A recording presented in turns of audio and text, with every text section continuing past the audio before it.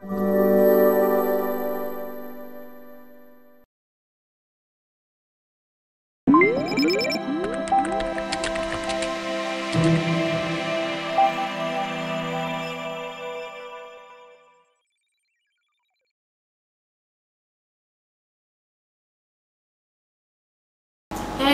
warahmatullahi wabarakatuh. Akhirnya kita ketemu lagi di pertemuan 14 ya. Di mana di sini saya akan membahas tentang penerapan aljabar linier di dalam MATLAB. Kenapa saya ambil MATLAB ya? Karena menurut saya MATLAB ini tools yang cukup mudah dimengerti ya untuk mengimplementasikan sebuah metrik ya. Tapi yang saya jelaskan di sini adalah operatornya aja, bagaimana operator untuk atau fungsi-fungsi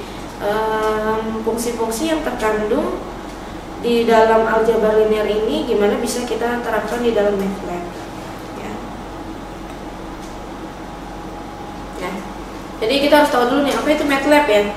Jadi MATLAB ini adalah singkatan dari Matrix Laboratory. Ya. Jadi hal ini dikarenakan setiap data di dalam MATLAB itu menggunakan dasar-dasar matriks. Udah jelas ya, karena kita memang belajar aljabar linear ya, pasti tidak akan lepas dari hubungannya dengan matriks, persamaan linear dan lain-lain.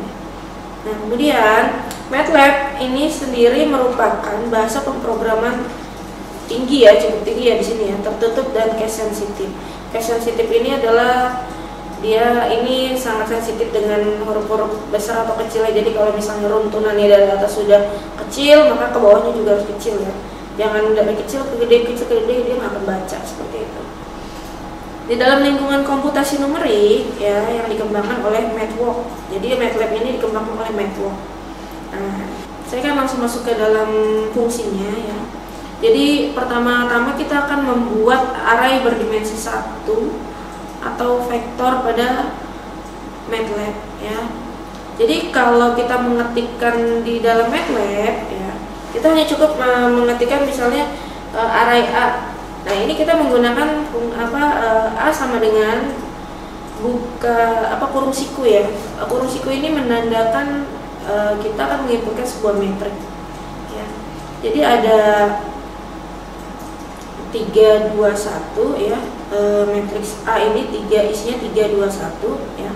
Maka kalau kita inputkan hasilnya seperti terpisah-pisah tersendiri 3 spasi 2 dan 1 ya. Ini yang disebut dengan array satu baris ya.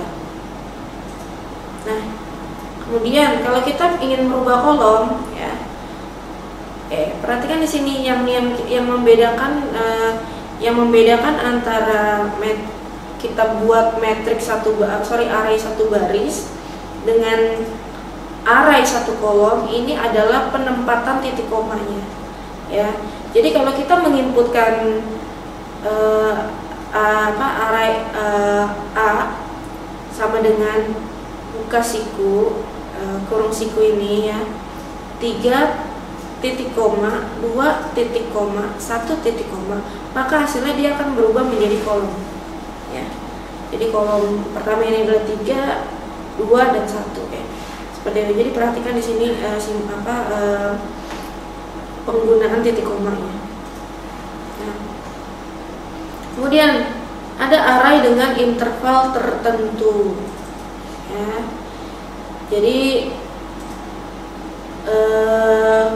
Jadi kita juga dapat membuat array dengan membuat himpunan bilangan genap, di mana nilai X ini lebih kecil sama dengan 10, di mana nilai X merupakan himpunan bilangan ganjil. Nah, dari soal ini dapat kita lihat bedanya bilangan ganjil adalah 1. Maka kalau secara logikanya berarti nilai yang akan muncul adalah tidak lebih dari angka 10 ya. Nah, maka kalau kita inputkan ke dalam arraynya, misalnya A sama dengan buka siku 1 ya. Di sini kita menggunakan titik 2 karena titik 2 dan 2 karena apa? Angka 2 ini menandakan nilai genap ya. Sedangkan 1 ini adalah ya bilangan ganjil. gitu ya. Nah 10 ini adalah rate kita ya, tidak lebih dari angka 10. Nah setelah kita eksekusi, kita enter, maka nilai yang keluar adalah 1, 3, 5, 7, dan 9 ya. Jadi nilai ganjil ini akan keluar sesuai dengan inputan atau yang himpunan yang kalian harapkan di sini kan, karena memang himpunannya adalah dari X kurang nilainya, rentangnya adalah dimana X kurang dari sama dengan 10 ya. Seperti itu. Dan jangan lupa dilihat lagi untuk tandanya ya, tandanya ini kita menggunakan titik 2. Nah contoh lain, misalnya Y memenuhi minus 4 lebih kecil dari sama dengan Y lebih kecil sama dengan 4, sehingga kode yang dibutuhkan ya, nah ini Y sama dengan ya kurung siku min 4 berapa titik 2 4 ya. Nah, maka nilai Y akan muncul min 4, min 3, min 2, min 1, 0, 1, 2, 3, dan 4. Nah ini adalah dasar-dasar yang perlu kalian ketahui ya untuk menjalankan sebuah sistem persamaan linear di dalam MATLAB. Terus sebenarnya sih tidak menutup kemungkinan kalau misalnya kamu mengerjakannya mungkin di dalam toolsnya PyCharm gitu, nggak masalah ya. Nah meskipun bahasanya mungkin bahasa Python gitu nggak masalah ya. Sama aja, logikanya sama aja. Kemudian cara membuat array berdimensi 2 atau matriks. Nah, di sini kita sudah masuk ke matriksnya ya. Di sini kalian bisa lihat saya menginputkan nilai 1, 2, 3. Perhatikan di sini ada titik koma.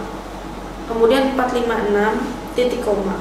7, 8, 9 ya.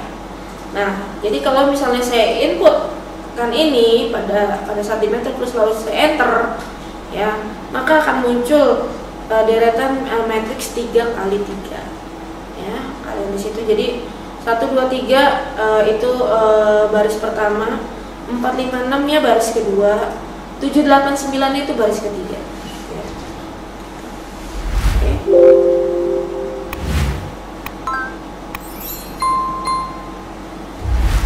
Oke, selesai ya materi kita di pertemuan 14. Saya berharap dari pertemuan 14 ini kalian bisa mengimplementasikan atau mengembangkan aljabar linear ini ke dalam bentuk aplikasi yang lebih luas ya. Oke, terima kasih.